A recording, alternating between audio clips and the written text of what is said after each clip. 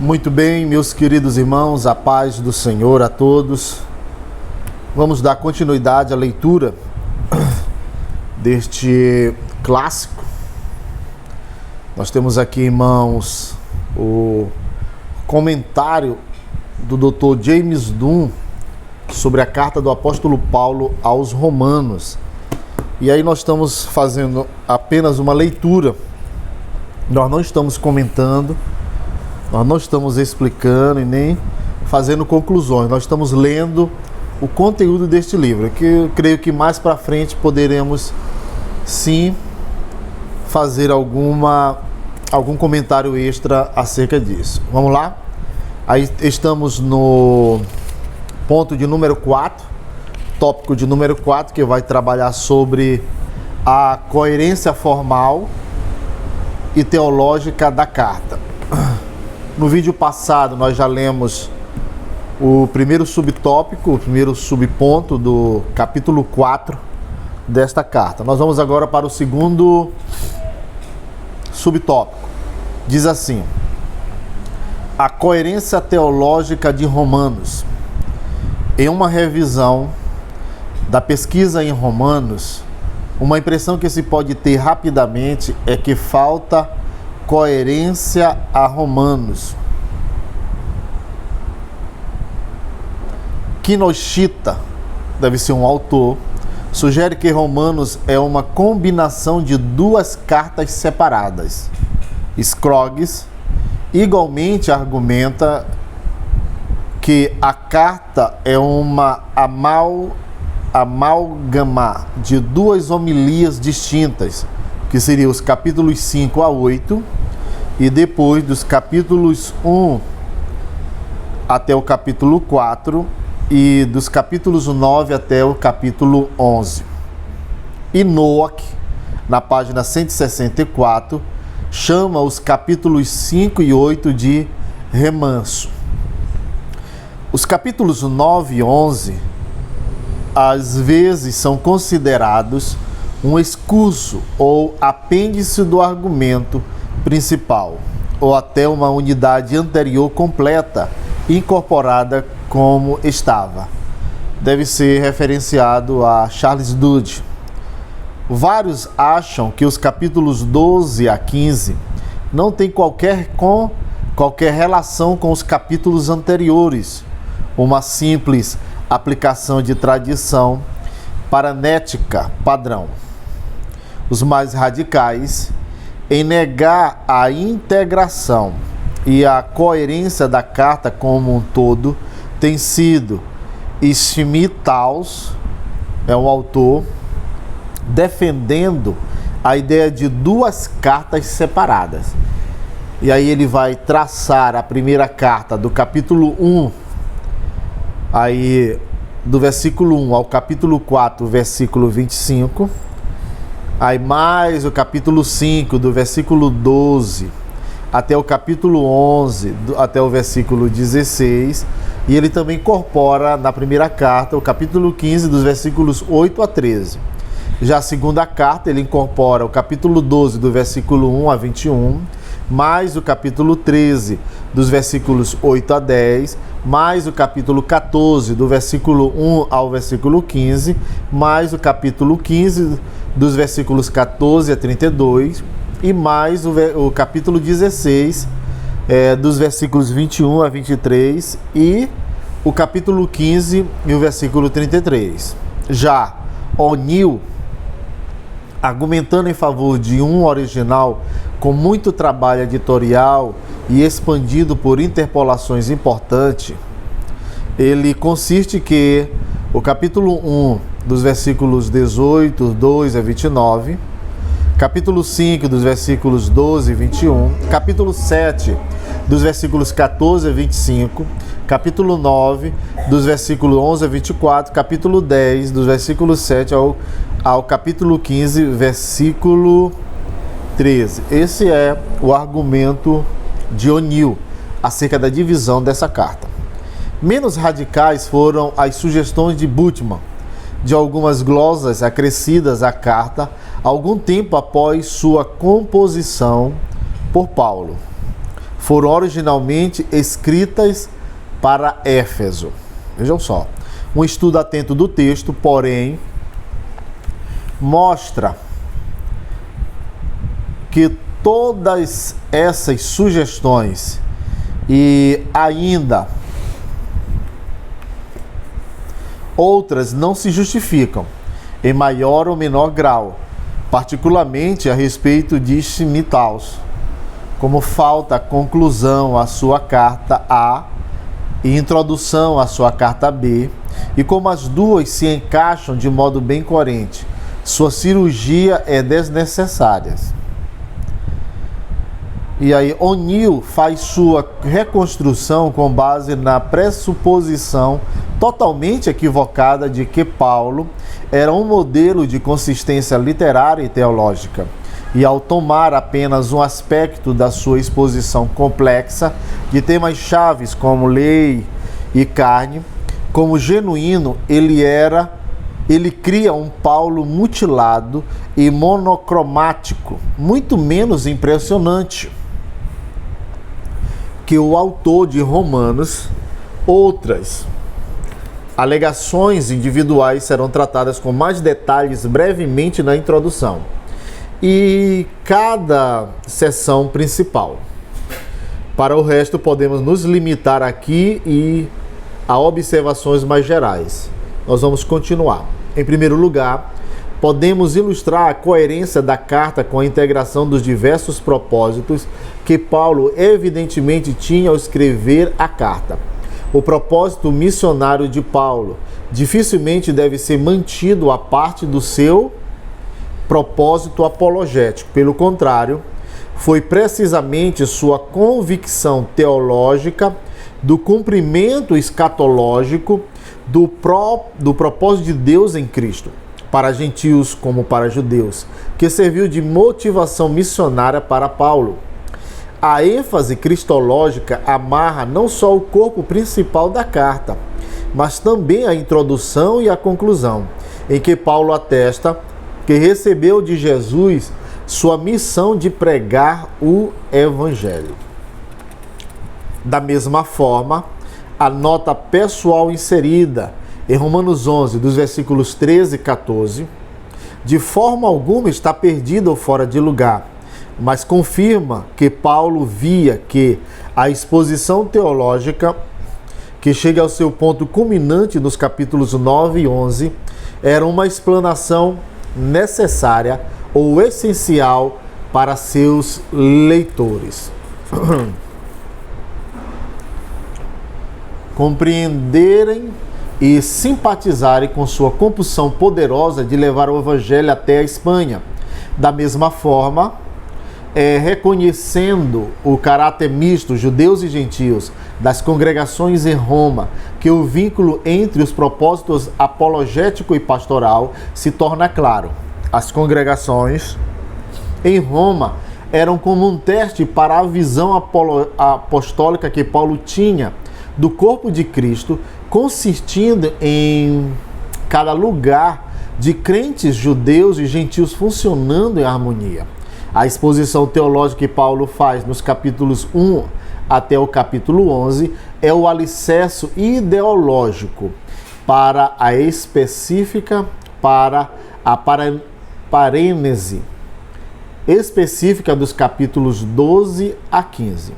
Não por último, precisamos recordar a integração providenciada pela peregrinação pessoal e espiritual do próprio Paulo e por seu comissionamento como apóstolo judeu aos gentios, levando ao mundo não judaico a mensagem de que as promessas que Deus fez a Abraão foram cumpridas em e por meio do Messias Jesus.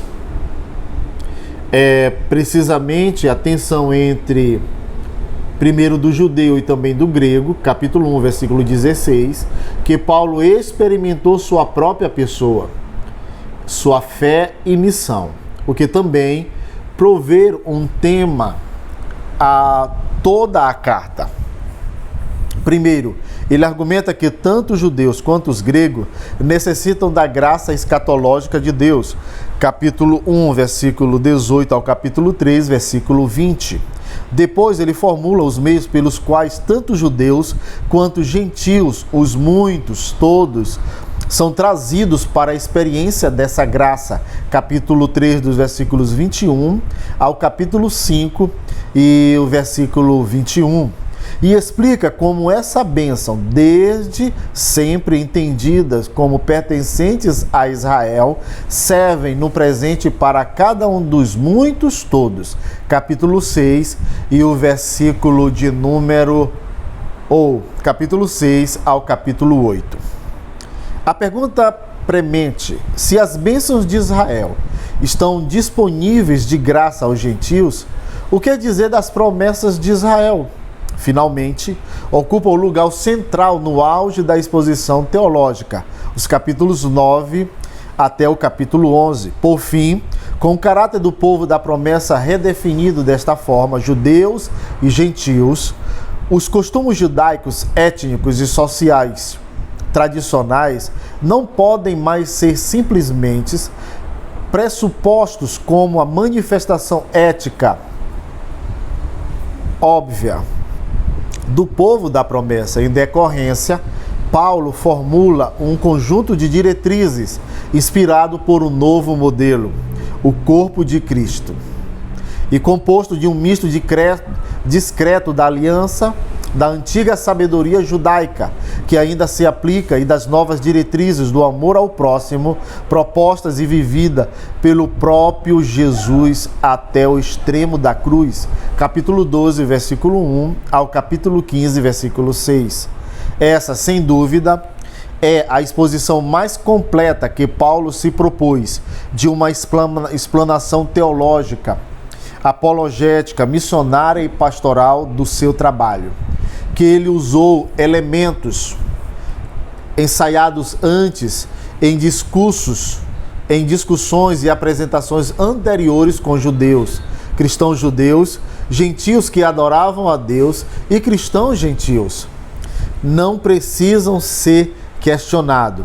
Também é muito provável que ele estava pensando na defesa que quase com certeza ele teria de fazer ao chegar na Judéia e em Jerusalém, se tivesse a oportunidade para tanto.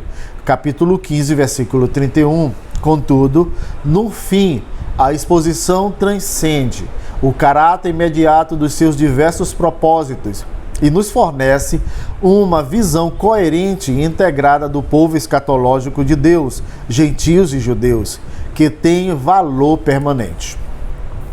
A importância primeiro dos judeus, mas também dos gregos, como lema integrador, também é demonstrado por outros detalhes em Romanos. Um traço da seção do tratado é o uso repetido do estilo de diatribe, o diálogo com o interlocutor imaginário, particularmente os capítulos 2, versículo 1 e 5 e demais versículos. Aqui, Paulo certamente mostra estar familiarizado com este estilo contemporâneo do discurso filosófico. Característica da diatribe é a tentativa de criticar e corrigir pretensão e arrogância.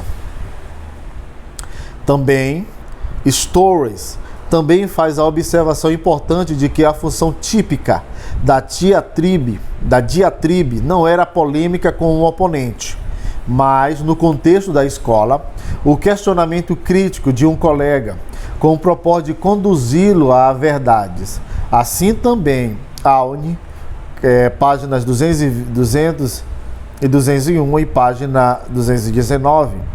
Em consequência, o uso que Paulo faz da diatribe em Romanos, particularmente nos capítulos 2 e 3, não deve ser visto como a oposição direta aos judeus ou ao judaísmo como tal, mas como um diálogo crítico que Paulo trata com seus alunos da escola do judaísmo,